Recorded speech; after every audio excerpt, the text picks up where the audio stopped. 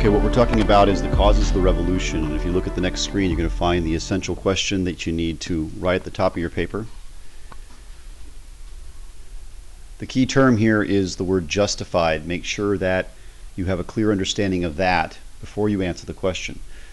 Now, you may not find that information in the notes, but make sure that you speak to somebody else about it. You look in the dictionary, that again, you understand that word in particular, because if you don't understand the word justified, you're not going to be able to answer the question. First thing we want to start with is the idea of natural rights. This is an important point because if you consider carefully at the end, one of the main reasons why the colonists were looking at this situation over the about 10 years we're going to talk about, they look at the fact that something that they've considered from the very beginning to be theirs, that is natural rights, has been violated again and again. So the first idea here is that you need to know is that every Englishman assumed that they had these. This is not something that some thought they did and some thought they didn't. From probably about 100 and 150 years prior to the American Revolution, natural rights were a common idea that Englishmen believed everybody had. And so let's focus on the word natural first. Natural is something that obviously doesn't come from government. So we know that it's not from government. So the question comes then, where the rights come from? If they don't come from government, where do they come from? And if you look at the Declaration of Independence, you're going to see a reference to natural rights, and you're going to see this one word right next to it. So there was this understanding that natural rights were something that everyone had because they were created the same way. That in some way they were made equal, and therefore they were equal in terms of their rights. And so the main idea then of the Declaration is that all people have these. So these rights are also universal. All people have them. And they all have them because they were made by the same creator, according to the Declaration of Independence. The main rights we're talking about here, and you can see these in the Declaration, are the rights of life, liberty, and property. Now you don't see the word property in the Declaration, you see the words pursuit of happiness. But the idea of property came from a man by the name of John Locke. And John Locke was a philosopher in England in the early 1700s, and he was very influential on many of the founding fathers, in particular Thomas Jefferson. And his idea of property was key here because of the fact that he understood that everybody had things that were particularly close to them, very valuable to them, that they considered property. So don't think of the word property as land only. Think about all the other things that you own that aren't land. And unfortunately, some people at the time only thought of it as property, whereas they should have been thinking about it differently. And so Thomas Jefferson perhaps changes the words in the Declaration to pursuit of happiness, whatever that makes you happy, which could be owning property or it could be something else.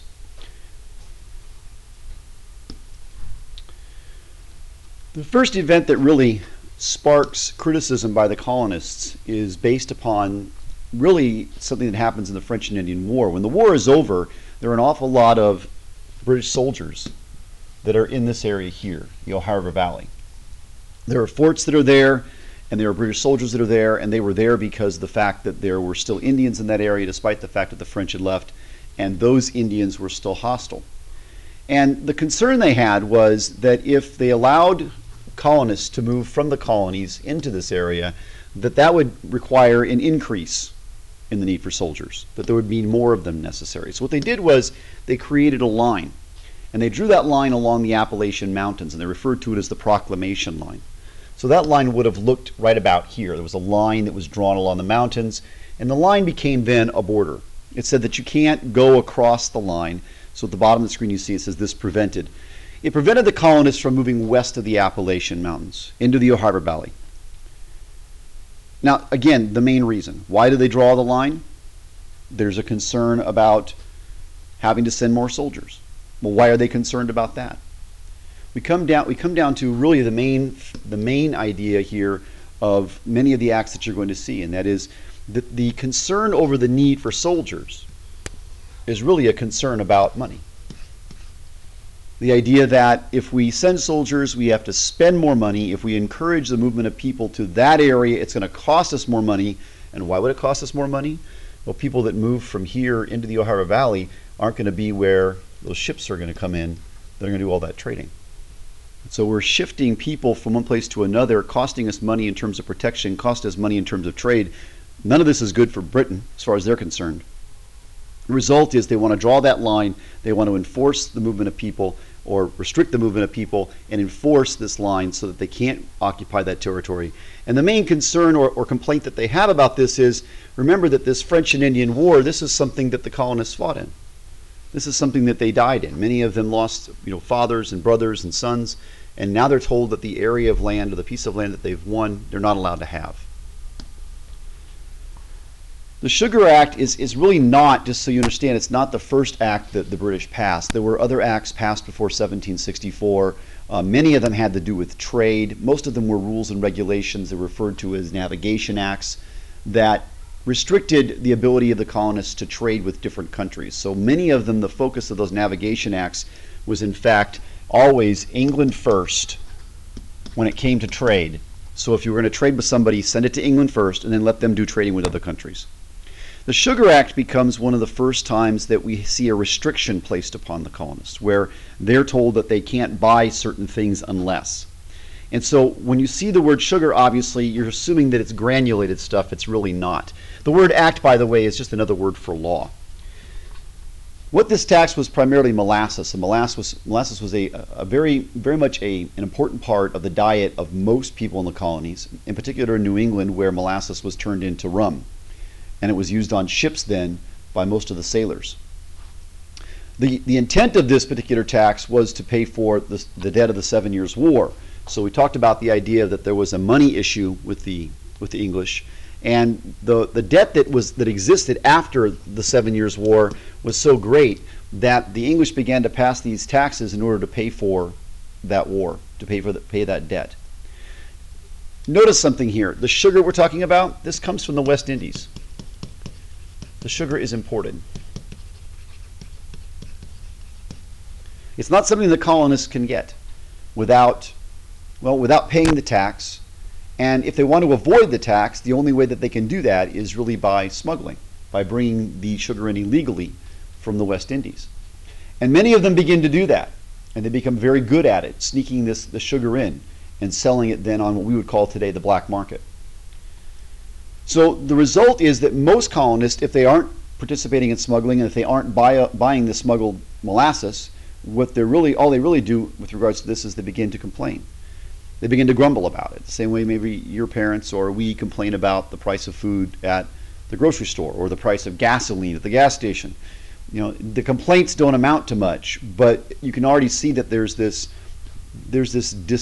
disagreement with the policies. There's also this dislike of the fact that the cost of living is increasing.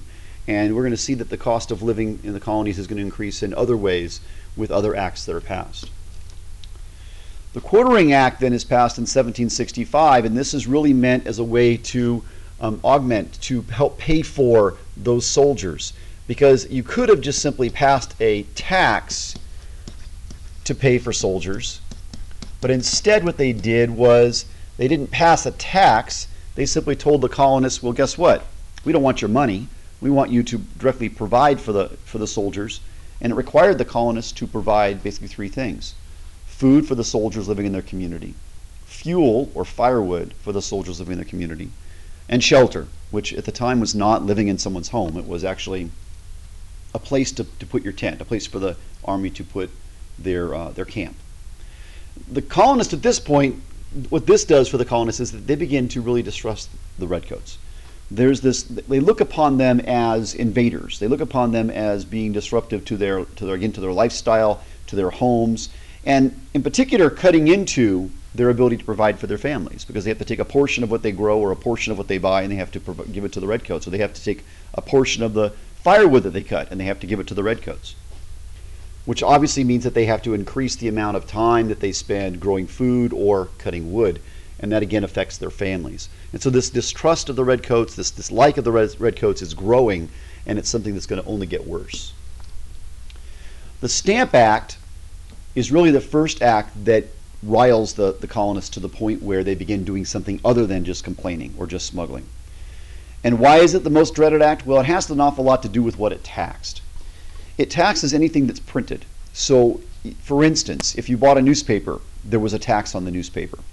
But if you had to file a document with the local government, a birth certificate, for instance, there's a tax on that. A marriage license, there's a tax on that. A death certificate, there's a tax on that. Any kind of contract for business, there's a tax on that. Anything that was printed, that was any kind of legal document, these things were all stamped. And the stamp was not a lick it and stick it kind of stamp. A stamp was, or even a peel it and paste it. It was a stamp that was embedded in the paper. And so it was very, very difficult to, number one, to kind of cover up or to duplicate. You really had to have the proper tools in order to do that. And so this begins to affect, because it taxes all these different printed items, and you should know examples of the different printed items. It begins to affect everybody in society. Merchants, businessmen, ship owners, even people that are farmers. They're going to have births and deaths and marriages and so on. They're going to buy pieces of property, and all these documents are going to have to get taxed. And there's really no way around this, because such documents need to be printed. In a legal sense, people want these things printed so that they have a clear and accurate record of the things that are occurring that they can save for a prolonged period of time. The result is we get a group called the Sons of Liberty. And they are basically what we would call today, well, they're protesters, but they're more activists. They're very much involved in organizing protests and being very active in their communities. The Sons of Liberty start in Boston, and then there are other groups very like them that begin to crop up in other colonies. But they really do begin in Boston. And so as a group of men, most of them were very intelligent, well-educated businessmen.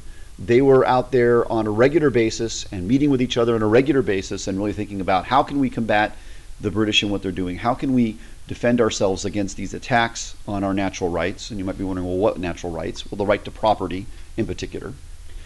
And their tactics that they used sometimes went, well, over the edge. It was not unusual, for instance, for them to protest in front of the stamp master's office. So the guy who was in charge of collecting the stamp taxes, they would get out there and they would stand in front of his office and protest. And sometimes those protests turn into the throwing of rocks. Sometimes that protest turned into what we call tar and feathering. And tarring and feathering wasn't something, and you can see this in the picture here. This guy seems to have very feathery legs. He's been dunked in tar, which is an oily substance. A lot of, in Boston, there were a lot of big barrels of tar. It was the number one thing that they used to seal the inside of ships. So they would spread it on the wood to seal the wood, to make things waterproof. And so they would take these guys and dunk them in the tar, cover them in feathers. This was not something that if you were actually covered from head to toe in this is not something you would survive. Your skin would begin to suffocate. If you tried to peel it off, it would peel off pieces of your skin. If you got it into your eyes, your ears, your nose, getting it out was very difficult once it kind of solidified.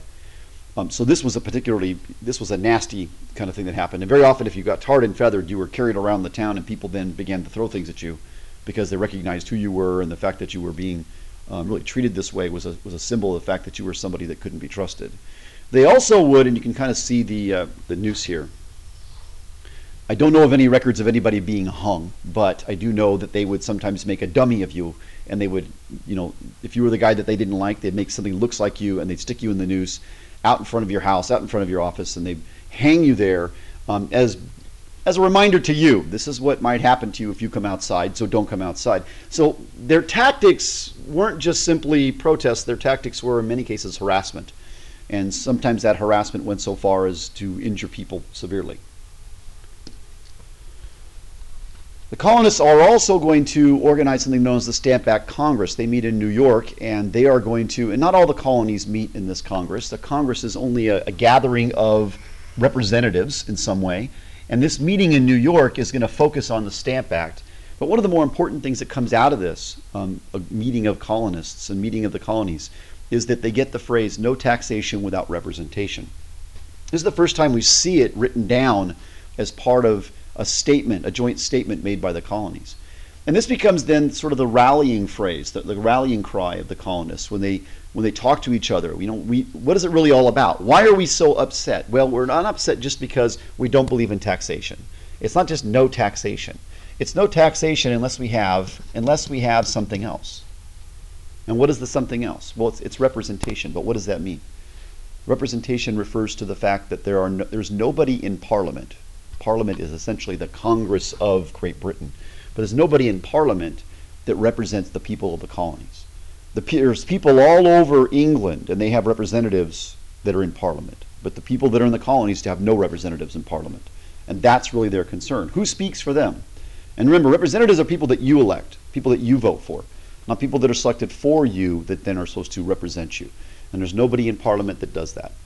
One of the other kind of interesting things we see that happens at this time is we see for the first time that ministers, the guys who are standing in charge of and standing up in front of churches, they begin to speak out. And they don't just speak out publicly. They are going to speak out on a regular basis on Sunday mornings in their churches, reminding the people of their natural rights, reminding the people of their rights as Englishmen, and pointing out the violation of their rights. And this becomes a regular kind of thing on Sunday morning that people experience. And the result is that people, a broad base of people, a wide variety of people that were rich and people that were poor, people that were in the middle, all begin to understand the ideas and the problems in the same way. Because of all this, because of the Sons of Liberty, because of the harassment, because of the Stamp Act Congress, because of the fact that people are getting more mobilized now that the churches are beginning to focus on this, the British end up repealing the Stamp Act. And what that means is they take it away. They pass a law that unpasses the law, if you want to understand it that way. And you do need to do that. As a Congress today, as a Parliament then, you need to, in order to get rid of a law, you have to pass a law that gets rid of the law that you want to get rid of. So it's somewhat of a complicated process because you have to get people to vote on it. And the British do repeal it. This is I guess I call it a political cartoon. It's a drawing that made its way into a newspaper. And one of the important things about this, as you can see, is this seems to be kind of like a funeral procession. As a matter of fact, you can see right here there is a sort of a small coffin. And you've got the skulls here that sort of symbolize the idea of death. And what appears to be like ministers up here, like they're leading this procession, this funeral procession, and people seem very, very sad. Back here we seem to have other people that might represent ministers. But the important point here is of this particular drawing is this thing right here. That's the Stamp Act. This is the funeral procession for the Stamp Act. The Stamp Act has been repealed, and now the result is that it's dead. And so this drawing was to remind the colonists, found in newspapers, this is what happened to the Stamp Act. And of course there's all these people that are sad, but who are these people? Well, they're not the loyal colonists. These people are in fact the people that are the stamp masters and the people that were the judges, the people that passed judgments on people when they didn't pay their taxes. These are the people that are mourning. One of the interesting things I always like to point out is, look at the dog. The dog's lifting his leg on the guy carrying the Stamp Act. We're going to see that dog a little bit later. This is sort of a comment by the colonists. Here you are sad. You're going through this funeral procession. You're going off to bury the Stamp Act in a sense. And this is what we think of the Stamp Act. The Declaratory Act was passed actually hours after the Stamp Act was repealed, so it's the same year. And what it says is that Parliament can make any law that it wants, and that the colonists are required to follow any law that the Parliament makes. And so what they really wanted to do here is they wanted to remind the colonists of something that I think the colonists already recognized. They don't want the colonists to have the wrong impression.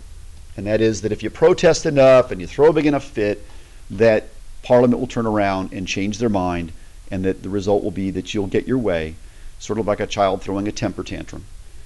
But instead they want the colonists to remember that Parliament is the end-all when it comes to laws, that they make the decisions, that everybody else follows those decisions. And so Parliament is known as the higher law. That if you look at the order of things, if a colony were to make a law, and that law were to be in disagreement with a law that Parliament makes, the result would be that the colony's law would not be followed. The colony's law would be what most people would call would be void, without power. And so Parliament is the higher law. When we look at our own country, for instance, we recognize the Constitution as the higher law, that all things are always compared to it rather than to some state law or some local law. And so the colonists already understood this. Their problem wasn't that Parliament was making laws, it's that they didn't have representatives in Parliament. They could contribute to the conversation about what those laws should look like and how those laws should be written. The Townshend Acts in 1768 were rather unique. They taxed a variety of things, all of which were imported. So things like paint and lead and glass and tea. These items all had to be brought into the colonies from other places. Now the British knew that if you bring things in from outside and you tax them, if things come into the colonies from other places and they're taxed, the main reaction of the colonists is going to be to smuggle. And so what the British did was they passed these things called the writs of assistance. The writs of assistance are kind of like a search warrant. The difference is that in a search warrant, the authorities have to specify the time and the place and the things that they expect to find. So they can't just simply show up at your house with a search warrant and say, we're searching. The search warrant has to specify these things at this place at this time, and it has to be signed by a judge. The writ of assistance, however, was part of the Townshend Acts in terms of it being law, and what it allowed people to do is the stamp master, with the help of the redcoats, were allowed to search any place at any time for any reason. So it was an open invitation to search for, and again, what they're looking for is smuggled goods. So they're going to break into warehouses, and they're going to look for things that don't have the proper documentation saying that they were taxed. The crazy thing about this was that it allowed the stamp master to keep 1/3 of the value of the things that were actually taken. So if they discover that you've got $100,000 worth of something that you shouldn't have in your warehouse, you smuggled in a bunch of glass or lead, the result is, or some paint or something like that, the result is that they got to keep, the tax master got to keep 1/3 of the value of that, so $33,000 worth. There's a great motivation then to find smuggled goods. This is the point of the writs of assistance. Motivate the guys who are supposed to enforce the law to go out and enforce the law. Give them some sort of reward for doing that. The problem is that it leads to a large number of people being falsely accused. People that are harassed because there's this motivation on the part of the stamp masters to find the smugglers and to capture that or confiscate that smuggled goods. So the only way that the colonists can respond to this particular act is to boycott. The boycott really is something that it's somewhat of a passive kind of thing. That is, you just don't buy stuff. It's you don't do something, not that you do something. And so the boycott results in people not buying the paint and the lead and the glass and so on, and the tea. They begin, for instance, to drink coffee. They begin to cover their windows. If the glass breaks, they'll cover them with cloth that is dipped in wax so that it keeps out the moisture but it lets in the light. They'll find other ways of doing the things that they need to do rather than buying the products from England to avoid the taxes. But the result is this, that a large number of ships that were coming into ports in Virginia and into Massachusetts and into Delaware and into New York, a lot of those ships aren't showing up anymore. People aren't buying things. There's no need to send things to the colonies. The result is that there's less business going on. And you might think, well, what's the big deal? The British are losing the business, not that the colonists are. But remember, every one of those ports that I mentioned, every one of them have people in them that rely upon those ships coming in. They rely upon the ships showing up and the sailors getting something to eat, finding a place to stay, buying certain products. They rely upon those ships having to have repairs done, sails to be made, ropes that were purchased, and things like that. That they were picking up goods that the colonists were making and sending them back to England. And all those things have kind of stopped. The result is that in a lot of the seaports along the East Coast, there's a large number of people that are unemployed. And that unemployment is something that's going to, over time, of course, drive people to do things that are more drastic. An example of this is the Boston Massacre. And we start here with that at the top. Remember that the anti-British feelings are very high. Why? Well, because in Boston in particular, Boston is kind of a strange town in the sense that it's a very small peninsula at the time, almost roundish like, and you could stand in the middle of Boston and see ships all the way around Boston on every side. And Boston has been particularly hard hit by the Townsend Acts and the unemployment that's rampant as a result of the Townsend Acts and the boycotts that resulted from it. So the unemployment is very high, and unemployed laborers are picketing outside the customs house. Now the customs house is customs is the thing you have to go through when you bring something into the country in order to pay your taxes. So this is where the taxes are applied to imports.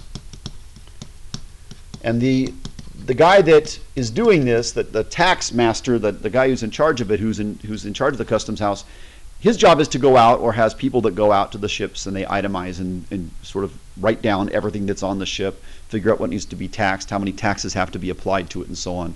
The customs house is where this guy lives, where this guy works, where the records are kept, and so on. So they're out there protesting in front of this customs house. And the protests over a period of hours get more and more aggressive.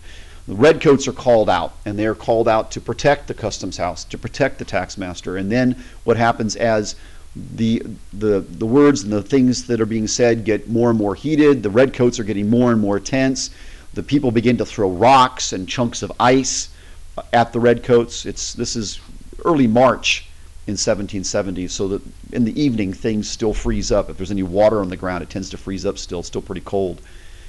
And it gets more and more tense. And then for some reason, somebody, it's believed now that it was probably a colonist, but somebody yells fire. The reason why we say that is there's no evidence that it was the redcoats that said it. But somebody yells fire, and the result is the redcoats lower their guns, they fire their guns into the crowd, and 5 people are killed. And this, of course, is branded a massacre. And you might think, well, 5 people, how could that be a massacre? That's not that many. And the reality is, of course, in the colonies, people don't die from getting shot. If they die from accidents, they die from illnesses, they die from diseases, or they die perhaps from getting stabbed if they're unlucky, or perhaps getting themselves beat up too severely in a bar fight. But dying from a gunshot, that just doesn't happen. 5 people dying from a gunshot, that just really doesn't happen. This is a massacre. And of course, the colonists, the Sons of Liberty, make this out to be much more perhaps than it really is. What happens to the redcoats, just so you know, is that they are arrested, they're taken to trial, and they hire none other than John Adams to be their lawyer, and they get off. They're not accused of their crime because it becomes very obvious that they didn't give the order, somebody else yelled fire. And you might wonder, well, why would they do that? Well, somebody in the crowd yells fire so that the redcoats fire, so that redcoats look bad. It's really a way of making the redcoats come out, looking the wrong way rather than the right way. But this is what's published in newspapers afterwards. This is the Bloody Massacre at Boston, and this was actually created by. It's actually an engraving. It's not actually a print. So Paul Revere takes a piece of metal, engraves this picture, and then it is used to print pictures, and those pictures are colored. And what you see here is something that, well, it doesn't really fit with the facts. For instance, notice here that it appears that this guy is yelling fire. There's no evidence that he ever did. It appears that the redcoats have fired more than once. Why is that? Well, look at all the people that are bleeding here on the ground, and the redcoats have just fired, and people have just been hit, and they're not on the ground as if they fired more than once. There's no evidence they fired any more than one time. Now, it looks kind of strange. There's a moon up here, and the reason is it happened in the evening. Of course, you can't make a picture at night because then the picture would be dark and then you wouldn't be able to see it. So Paul Revere puts the moon up there in the corner for that reason. Notice something here, the dog's back. I don't know if it's the same dog, maybe it is. The tea acts passed in 1773. This is not a tax. And this is one of the few acts where the British government is not going to tax the colonists directly. And here's part of the reason, and really something that's important. When the Townshend Acts resulted in all this violence, the Townshend Acts were repealed.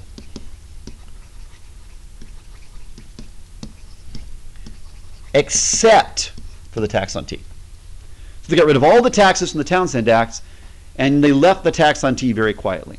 So we don't need to tax tea. It's already taxed. This particular act is not a tax on tea. Instead, what it does is it creates a monopoly. It gives to a British company called the British East India Company a monopoly. They have the sole right to trade tea in the colonies. The British government is practicing something that today we might call crony capitalism. They have singled out a certain company, given them the sole privilege to do business, and made it illegal for other companies to do business. And the way they've done that is they've actually eliminated the taxes for the British East India Company so they don't have to pay them. In other words, only the colonists will pay the taxes. A monopoly is when one company controls a kind of business and they ultimately will control all of it. Now, most of the time when there's a monopoly, prices go up. Companies will increase prices. Just the opposite happens here. In fact, the British East India Company lowers the prices on tea so that people start buying it, because remember, they were boycotting it. And as they begin to buy it, of course, they begin to pay more taxes, and that's where things get to be a problem. The colonists feel like they were tricked into paying the taxes because the price went down.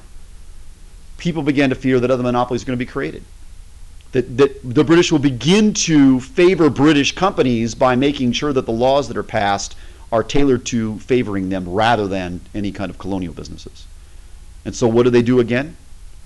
They boycott. They stop drinking tea entirely. And this is really where the switch from tea to coffee becomes very obvious in the colonies. They don't drink tea. That is a British thing. They drink coffee. That is an American thing. The result is this Boston Tea Party. Now, the Boston Tea Party is a protest that is meant to really punish the colonists or punish the British for what they've done. And so the colonists dress themselves up as Indians, and they begin to, one evening they go out to the ships and they begin to throw the tea overboard from these ships. Now, what had happened was there was a law passed in Massachusetts that said that ships that came into port needed to be unloaded in a certain amount of time. And because there was a boycott against the tea, the ships had sat there for too long. So people like Samuel Adams, for instance, and he was instrumental in organizing this, working with the Sons of Liberty, well, they said, well, since the law says it's got to be unloaded in a certain amount of time, and those ships have been there too long, we're going to go out and load the tea for them. We're going to throw it into the harbor. And so they dress up as Indians, not because they want people to think that the Indians are attacking the ships, but just so that they won't be recognized for who they actually are, because many of them are prominent people that are living in Boston, businessmen and other people like that. Notice the crowds on the docks cheering them on. There are reports of redcoats who are there, not cheering them on, but just watching. There's not much they can do. They throw the tea overboard, they sweep up the mess on the top of the decks, they lock the ships back up, they don't destroy the ships, they just destroy the tea, but hundreds of thousands of dollars of tea have been destroyed. Not tens of thousands, not thousands, hundreds of thousands. Today it would be like millions of dollars of something being destroyed. So this is very expensive, what they've done. And who have they hit? The British East India Company. And who does that affect ultimately? The British government, because they don't get the taxes from this tea. The result is the Intolerable Acts are passed, and this is really, it's known as the Coercive Acts. The British government don't call it the Intolerable Acts, but it's meant to punish the colonists for what they've done. So this really is the last straw. This is the last thing. Because at this point, the British government says, okay, we've had enough. You can't continue to behave this way. We're going to pass a law that is going to coerce you to behave. It's going to force you to behave. And the result is that the Coercive Acts, which coerce means to force, really become known as the Intolerable Acts because the colonists say, we can't tolerate these. They're meant to punish the colonists for the treaty. So what do? Well, they do four things. First of all, they say, guess what? Boston Harbor is closed till the tea is paid for. Congratulations. You've now ruined your own community because we're closing down that harbor completely until you pay for the tea. Oh, and by the way, we're getting rid of your governor, and we're going to put a general in charge of Massachusetts. Next, anytime a British soldier is accused of a crime, we're going to put that soldier on a British ship, send him back to England. He'll have his trial back there. He's not having his trial in the colonies, which means British soldiers can get away with an awful lot. And last but not least, no more meeting together in town meetings. No more town meetings allowed in the colonies. And that includes, by the way, churches. Churches are shut down because of this, because you cannot meet together in groups of more than a few people without looking suspicious. Why? Well, because most of the organization takes place in Boston and other places are groups of people known as the Sons of Liberty getting together. So a group called the Committees of Correspondence is organized, and the Committees of Correspondence is sort of a secret committee of communication. Their job is to write letters. These are kind of like chain letters. So they write a letter, and they send that letter off with information to other people, who then copy the letter and send it off to other people, and it continues and continues and continues, the news spreading from one colony to another. So we go back now to join or die, and we are at a point now where the colonies are beginning to realize we have a choice to make. We can either join together as colonies or die at the hands of the British, essentially as slaves to the British, being forced to live our lives in a certain way, to pay taxes, to contribute to the British government, to help pay for, remember, the French and Indian War. So at this point, you should have a better understanding now, thinking about natural rights, thinking about what occurs over about a 10-year period. You should have a better opportunity and a better understanding of how to answer that essential question.